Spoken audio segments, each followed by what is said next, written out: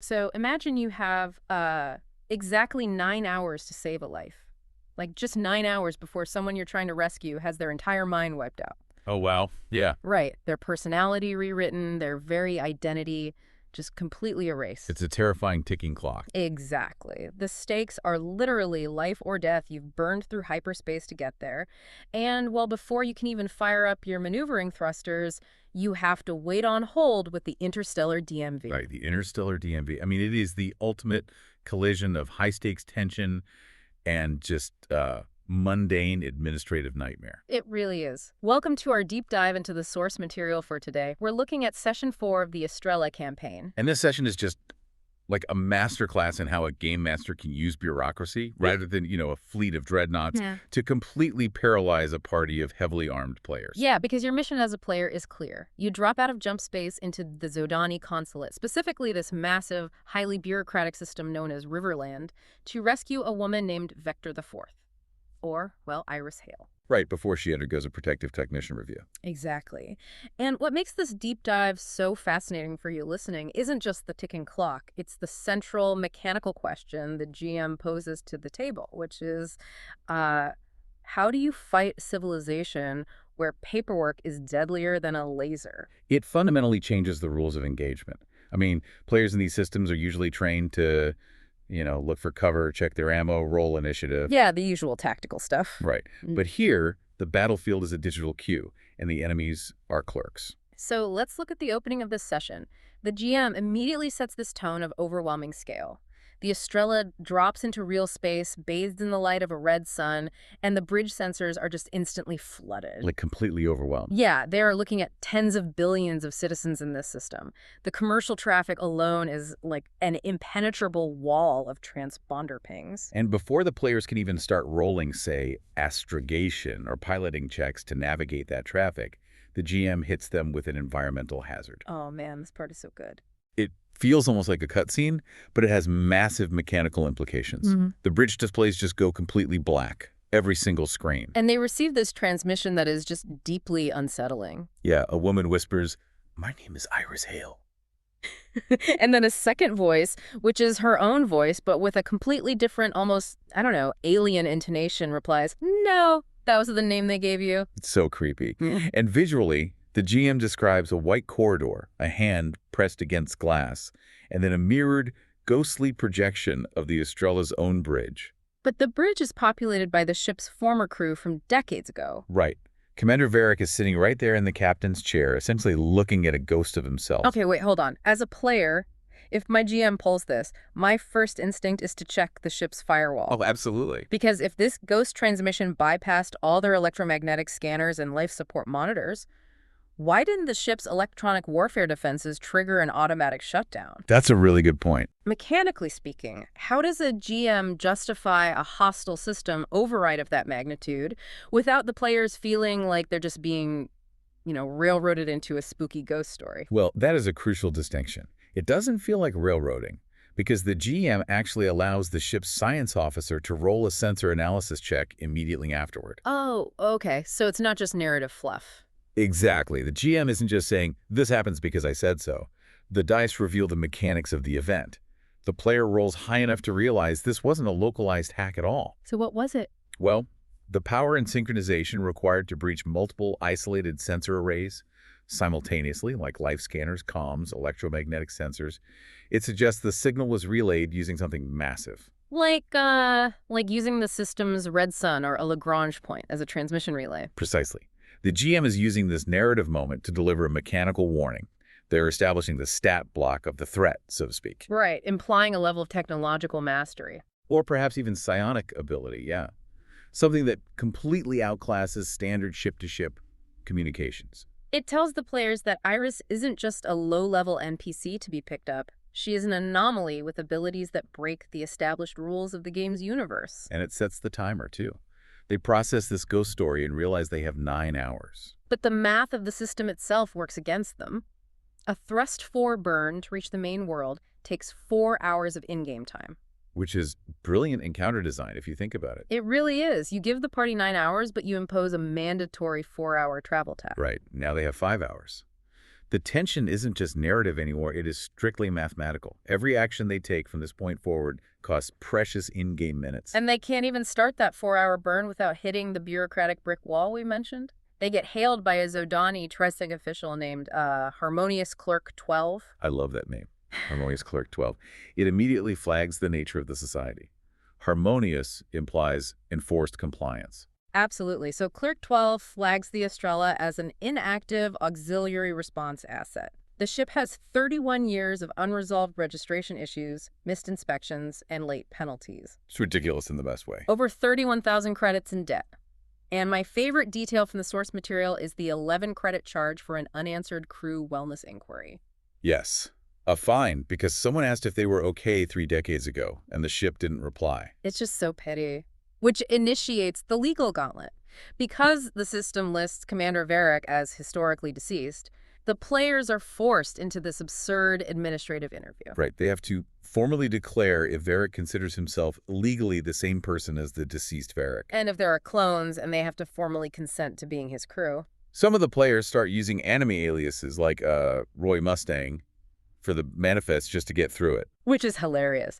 But this brings up a massive point about player agency for you guys listening. In almost any other scenario, if a space cop halts a party of heavily armed adventurers over a parking ticket, the players will just charge the laser cannons and punch the throttle. Oh, 100%. They just blow past it. Right. So why do they engage with the paperwork here? Why not just run the blockade? Because of the environment the GM has established. Riverland is a law-level A world. Okay, let's break that down mechanically, because that isn't just lore flavor. Right. In most sci-fi tabletop systems, law levels run on a scale, often 0 to 9, or up to A, B, C in hexadecimal systems. And law level A is bad news. Law level A means absolute draconian restriction. Weapons of any kind are illegal for civilians. Active ship sensors are heavily monitored. Mandatory transponders broadcast your identity at all times, I assume. Exactly. If you try to power up your weapons, the automated defense grid in a system with tens of billions of people will vaporize you before your pilot can even roll initiative. Wow, so bureaucracy is the actual armor of the planetary government. You can't beat a supercomputer with a laser rifle. You have to fight the system using its own rules. And this is where Sakura's player really shines. She realizes this is a social combat encounter. Which is such a smart pivot. It is. She utilizes her admin and advocate skills mixed with a little bit of deception to navigate the system. She specifically requests a compassionate review right there. She argues they are an indigent, tragedy-stricken crew, and she actually rolls high enough to get the massive 31,000 credit debt waived. Which is a huge win, but the best part. Oh, I know. She rats the remaining 1,500 credit docking fee to the account of a lesser friend or enemy from her backstory. Yes. Bypassing a space blockade by charging the toll to an NPC who owes you money is just top-tier player ingenuity. It really is. But look at how the GM rewards that ingenuity. Beating the encounter doesn't just clear the path, it provides the next breadcrumb. Right, because Sakura is interfaced with the system to clear the debt, she gets to roll a secondary observation check on the terminal. And she notices an anomaly. Someone else accessed the Astrella's records just 3 hours ago, coming through a protected cognition advocacy channel. Which gives them a name, Thyan or Prel T.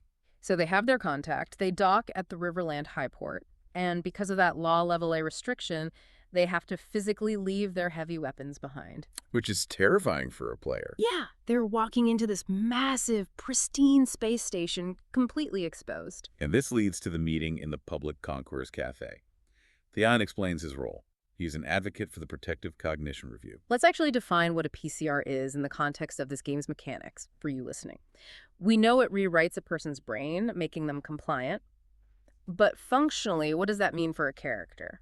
Mechanically, a PCR is essentially a forced alignment shift combined with a massive debuff to willpower or sanity stats. Yikes. Yeah. The Zodani console uses it on dissidents. They erase your personality and replace it with a state-approved template. And Thyan's job was to oversee these mind wipes to ensure they follow legal protocol, right? Exactly. But he realized Vector the Phi-Thyrus is an anomaly. She isn't a citizen. Her files are loaded with 14 years of completely fabricated civic history. And every time Thyan tries to flag the anomaly, his data gets deleted by the system, which sets up one of the most chilling encounters of the session. It really is. The GM doesn't have a squad of heavily armored goons kick down the cafe door. No, instead, the concourse lights shift to blue, and Zodani security drones descend on their table. The drones scan Tyan. They announce that his credentials are valid, but the owner of the credentials no longer exists. Wait, like no residency, no employment history? Nothing. He is digitally unpersoned while sitting there holding a cup of coffee. That is wild. The GM is demonstrating the terrifying efficiency of this specific brand of tyranny. They delete your societal existence first. It turns your physical arrest into nothing more than like routine waste disposal. And this forces a split-party response in a high-security zone, which is incredibly dangerous mechanically. The drones are preparing to take Tyan for a mind wipe. But Sakura steps up, using her legal argumentation again. Yes. She claims Tyan as a provisional crew member of the Astrella, citing the exact paperwork they filed 20 minutes prior with Harmonious Clark 12. Which is brilliant. She is using the GM's previous bureaucratic hurdle as a shield, but I love how this works mechanically at the table. Right, because while Sakura is rolling advocate to lock the drones in a logical loop, basically stalling them for an administrative review, Leonardo's player seizes the distraction. It's a classic rogue maneuver applied to a cyberpunk setting. Leonardo rolls sleight of hand, or maybe stealth, to pickpocket Tyan's physical ID card right out of his pocket while the drones are focused on Sakura's legal barrage. And he slips away to break into the Tyan's apartment. And what he finds there tells the story of what happens when a digital society turns on you. The apartment is modular, it's sterile, but it shows signs of frantic packing. Because Tyan knew the algorithm was coming for him. Exactly. Leonardo finds a portable medical case with neurostabilizing drugs and nutrient injections, basically the tools of a PCR advocate.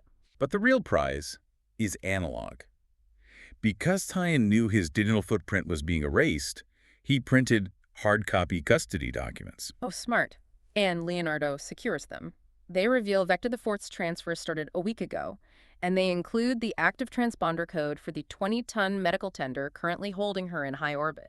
So Leonardo gets back to the ship with the code. Tyan is now hiding on the Astrella. But because Sakura claimed him as crew, the Highport security has placed their ship on administrative lockdown. And the clock is down to 2 hours. Which brings us to the Highport escape. You are locked down by a government that controls the local network, the local space, and the orbital cannons. You definitely can't shoot your way out. No, you have to spoof your way out. The GM throws a task chain mechanic at them. I want to spend some time on this for a second because a lot of systems use variations of this, like skill challenges. How does a task chain actually function mathematically on the table? A task chain is essentially a probability engine where the outcome of one player's roll directly modifies the target number for the next player's roll. Okay, so they stack on each other. Right. It requires a specific number of collective successes before accumulating a set number of failures, usually something like 5 successes before 3 failures. It's like building a house of cards in a windstorm. If the first player sets a strong foundation with a critical success, the next player gets a mechanical bonus. Exactly. But if someone botches a roll in the middle, the math violently swings backward, making the final checks incredibly difficult, if not impossible. And the beauty of this specific task chain is the sheer audacity of the skill choices. The players don't just roll stealth to sneak out. They use their specialized skill sets to manipulate the entire environment. Right, so Sakura starts it off. She uses admin to create a microscopic bureaucratic loophole in the station's departure queue. And that successful roll provides a modifier to Leonardo, who uses his hacking or computer skill to alter the lockdown codes, redirecting the automated security network's attention to a neighboring ship. Then the chain moves to the physical maneuvering. Ruki, the pilot, has to ride a sensor shadow. He doesn't roll stealth, he rolls piloting to perfectly match the departure speed of the surrounding traffic. Tucking the Astrella behind a massive freighter so they are visually obscure. Right. And the final, most crucial link in the chain falls to Milt in engineering. The physical shadow isn't enough if their engines are burning hot. So Milt rolls engineering to manually throttle the heat signature, making their specific engine wash match the ambient radiation of the local traffic. All while Commander Varric is rolling a leadership check, delivering this highly questionable but mechanically effective speech about giving the Zodani a laser to the butt to grant an extra bonus die to the party. I mean, hey, if it works, it works. They pass the task chain. They completely spoof a system that monitors billions of people and slip out of the high-port gravity well. It's so well executed. A moment they are clear, they go active on sensors, plug in the transponder code Leonardo stole, and burn hard to intercept the medical tender. This transition is jarring in the best way possible. For hours of gameplay, they have been fighting with words, forms, and stealth. And now? The moment they intercept that tender, the genre shifts violently back to high-action sci-fi. Yeah, Ruki executes a high-speed orbital rendezvous, sliding the Astrella right alongside the tender. He uses the ship's grappling arm to mechanically lock the hulls together. While Leonardo blasts the local spectrum with electronic warfare to jam the tender's comms so they can't scream for help. But the ships aren't perfectly aligned, and the tender is bucking. Varric has to stay in the pilot's seat to manually hold the grapple steady. Which means the rest of the crew has to execute a zero-gravity boarding action. Let's talk about the mechanics of a vacuum breach. They are donning vac suits and jumping across the void. If you don't have the zero-G environment skill in these games, your agility and combat stats absolutely plummet. Oh, they tank completely. Every movement requires a check just to avoid spinning out of control. Exactly. So they leap across, their boots maglocking to the hull, and they force the inner airlock door. And the GM doesn't give them a quiet, sterile medical bay. Of course not. The airlock cycles, and they are immediately staring down a Zudani security detail, taking cover behind the cryopods, armed with stun carbines, with an automated security drone hovering near the ceiling. The combat economy here gets wild. Leonardo wins initiative. He vaults over a chair and uses what they describe as a Gundam blast or Chidori stun punch. Which is just awesome flavor. Mechanically, he is likely using an unarmed combat skill combined with a tech augment or a high-yield stun gauntlet. Right, and he rolls a massive success and instantly knocks the security captain unconscious in a single blow. Sakura, the legal expert who just negotiated the parking tickets, charges straight into the zero-G fray with a running punch. I love that she's throwing hands now, but Ruki's turn highlights exactly why zero-G combat is so dangerous. Ruki decides the floating security drone is the primary threat. Yeah, he leaps up to wrestle it. Which is... A terrible idea mechanically against an entanglement drone. Right. He rolls poorly. The drone deploys restraint filaments, wrapping Ruki up like a mummy.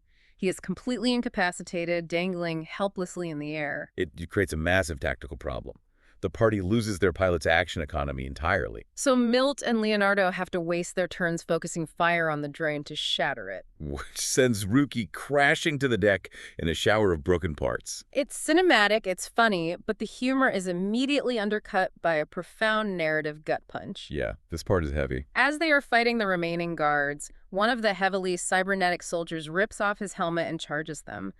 The players recognize the NPC. It's Drax. This is a phenomenal use of a returning character by the GM.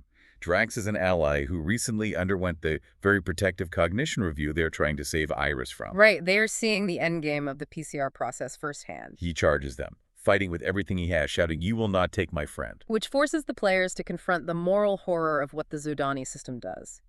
Mechanically, Drax is an enemy unit on the board. But narratively, the PCR didn't just pacify him. It completely rewrote his reality. He genuinely believes he's defending his friend from hostile space pirates. It completely paralyzes the player's usual combat instincts. You can't just unleash lethal damage on a victim of the system you were trying to tear down. No, it reframes the entire encounter. They are forced to carefully manage their damage output, Relying entirely on stun mechanics to neutralize Drax and the remaining guards without killing them. And once they finally secure the deck, they reach the low berths, the cryopods, and the GM hits them with the hardest decision of the session. There are two occupied pods. One is Iris. The other is a 13-year-old boy named Stanley Elias. They hack the terminal and pull the logs. Stanley isn't a kidnapped outsider like Iris. No, he is a local citizen. He is scheduled by his own government, his own society, for his own protective cognition review. This is where tabletop RPGs elevate beyond just rolling dice. The players are faced with a massive ethical dilemma that tests their character alignments. They know what the PCR does. They just fought Drax. They know it will destroy this boy's personality. But if they pop that pod and take him, they are kidnapping a child.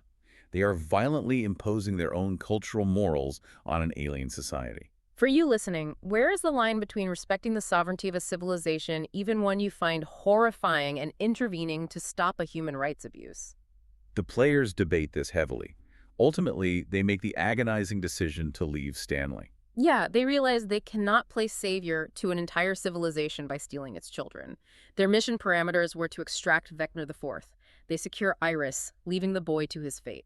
I genuinely want you to think about how you would handle that at your own table. It is not a clean choice. No, it's really not. But they don't have time to dwell on it because Iris presents her own massive complication.